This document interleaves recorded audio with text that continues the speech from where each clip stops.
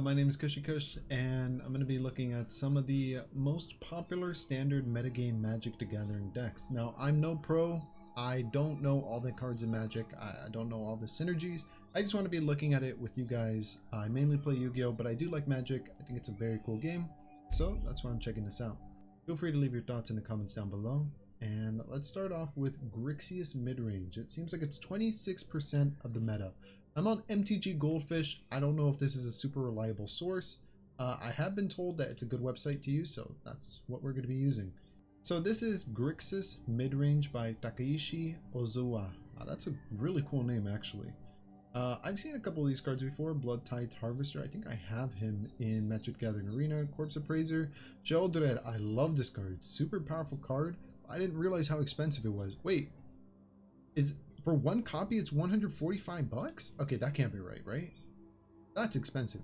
Blade Coil Serpent. That's a new one, I think. I don't think I've seen this guy. We got a Brid, just removal. Oh, he runs Make Disappear. Is Make Disappear a very good card? Negate, Brother's End. I think that's a newer one. Invoke Despair. That card is so powerful. I'm surprised this card isn't banned. I think this is single-handedly one of the strongest black cards in the entire game. Besides Black Hook Meat, which was already banned, and Sheldred, which is just, you know, a $145 card. Besides that, Reckoner, Bankbuster. I see a lot of people run this card. I've ran it too. I honestly don't know why it's so good. Maybe because if you run 3 attack monsters, you can easily, what's it called? Crew it. Fabled Mirror Breaker, very cool card. It's very expensive as well. The lands, I think it's just dual lands, right? I think in standard, dual lands are the most popular lands, unlike in different formats where you can run like different lands. Side deck, or sideboard, excuse me. Duress, look at your opponent's hand. It's interesting.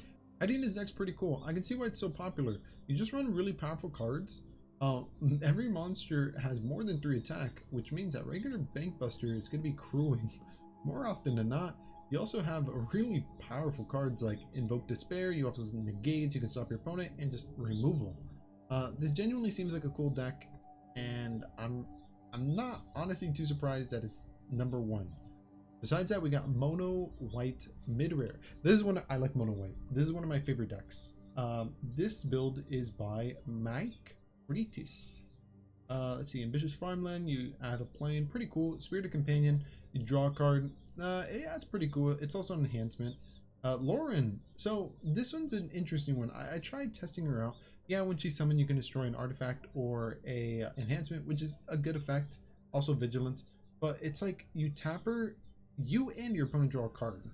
I'm curious to see how good that is because I hate giving an opponent a card, but essentially she's just a draw card like every single turn. So it's kind of good. Sarah's Paragon, you can use cards from your graveyard. Very cool. Warden. Oh, this, yeah, I like this girl too. She's pretty powerful. Steel Seraph's really good because you can like give your monster flying, vigilance, or lifelink. I also think Steel Seraph is a good card. Wandering Emperor and Eternal Wanderer. I think that's a newer one, right? I haven't tested her out yet. But damn, 4 Wandering Emperor, is she really that good? Laying Down Arms, I think in a pure mono, it's a very good card because it's just removal for so cheap. Faithful Absence, I don't like this card. I don't know why this guy's running it, because you give your opponent a card that essentially lets him draw. Yeah, it's removal, but you're giving your opponent an advantage. I don't think that's good. Rankener Bankbuster, again, is Rankener Bankbuster really that? It's not as good in this build because you like have a couple monsters which can't even trigger his crewing effect. So I'm kind of curious why he's running 4 of those. Unlicense Heresy, I don't know what this is. It just removes cards from the graveyard. Is that powerful? Ossification, this card's amazing. This card is very good. It's new, and when I saw it, I was like, really? That's in the game? Wedding Announcement's my favorite white card in the entire game. Currently, I just think it's so much advantage from it. Oh, Mirix. Oh, that's one of the newer ones too. I've seen Mirix. I'm surprised this guy's running it. It has nothing to do with playing. It's just a good land in general. People might be picking up on that. Roadside, I think that's also very good. And Plains. Sideboard, you just run some more. Skill of Hive. Huh. Sunset, I see Stone Brain. Is that good? I didn't know that card was good. Another unlicensed Urza Silex. This card's kind of crazy. It like nukes the board. Very weird card. Ellipse. Here's why she's in the side deck and not in the main deck, and farewell. That's a cool list. There's a lot of interesting cards that guy was running in that list. The next one is Mono Red Aggro.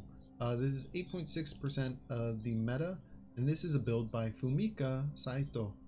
And oh wow, I remember when I first reviewed this card, I didn't think it was that good. I was like, Monastery Swiftspear gets stronger for one turn, not that good.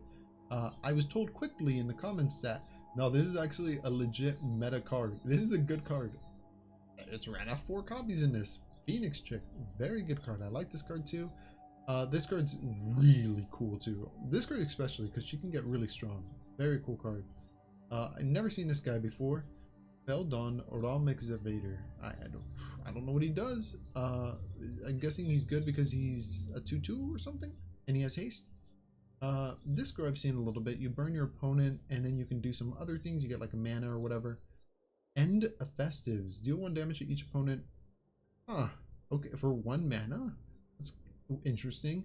Play with fire. That's a burn card and lightning strike. Kimono Faces. It gives you a monster with haste. Pretty cool. Mechanized Warfare. This is a newer one, huh? For red artifact you control would deal damage. It deals 1 more damage. Whoa. Okay, that's cool. Mishra's Foundry. Why does this card look old? I'm a little confused. Is this legal? I don't know. This card looks old. I'm guessing it's legal. Maybe it's just the art. Mountain and Sukazan. So I'm thinking that the reason this person runs a Braid in the side deck and not in the main deck, and they run 4 Lightning Strike, is because Lightning Strike can hit your opponent directly for 3 damage. I think a Braid can only hit a monster, right? Let's see. You can deal 3 damage to a target creature. Yeah, only monster, not your opponent. So I'm guessing Lightning Strike gives you more options and plays, and you have more opportunities to game your opponent. Besides that, and not unlicensed here as well. Unlicensed might be really good in the meta because people are sideboarding or main decking it. Interesting. Rebel Salvo and Jaya Fury Negotiator. The final one I want to look at is 5C Midrange, 7.8% of the meta and standard. And this one is by Kenta Harane. And this uses one of the newer monsters in the game. I think this is possibly one of the best Magic the Gathering monsters ever created. I don't know much about Magic, but in my opinion, so far, this monster is nuts. Flying, Vigilance, Death Touch, Lifelink. It's level 7, or excuse me, it's 7 mana to summon. And when it enters the field, you look at the top 10 cards of your deck, and then you just add a bunch of cards to your hand. It's weird. It's a very weird card. Super cool. I'm glad that it's actually viable in the meta and people are using it. Corpse Appraiser again. Is this card really that good? Same with Blood Tithing. These cards go hand in hand, huh? Interesting. What does this guy have? Duress, so you can look at your opponent's hand. A Braid removal. Go to throw. Removal. Make disappear. Negate. Brother's End. Huh. So I've already seen 2 lists that kind of run the same spells. I'm guessing these are the best spells currently with Blood Tithing and Corpse Appraiser. Reckoner Bankbuster again. Wait, is it really that good?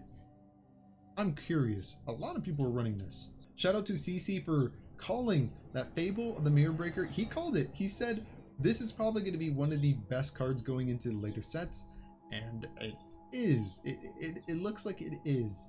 And the Cruelty of Grixis. I've seen people run this card. I didn't honestly think it was that good, but it does give you a lot of versatility. For the lands, whoa, that's a lot of lands. Dual land. A few lands that actually do things in your hand, like Takenuma and Otorwada. Oh, they're running unlicensed here. This card is meta, huh? A lot of people are running it. And Sheldred in the side deck, not in the main deck. Well, I didn't expect that to be the top deck. That's kind of cool. But this is only from the last 14 days. If we sort it by a year, it's the same thing. There's no shot. Let me refresh. Wait, it's the same exact decks. That can't be right. Wait, but Esper Midrange isn't here anymore. Okay, wait, these decks have been the best decks for a year? I don't see that stuff in Yu-Gi-Oh! I'm gonna be quite honest. Usually the meta changes really quick. But yeah, besides that, I'm really excited to try out some of the cards that are shown here. Like, for example, Unlicensed Heresy. I never thought of using this card ever in my life. A lot of people are running it in their deck. Maybe it's good card, I might try it out. But besides that, that's going to be it for this video. Thank you so much for watching. Hope you have a great day or night, and I'll catch you later. See ya!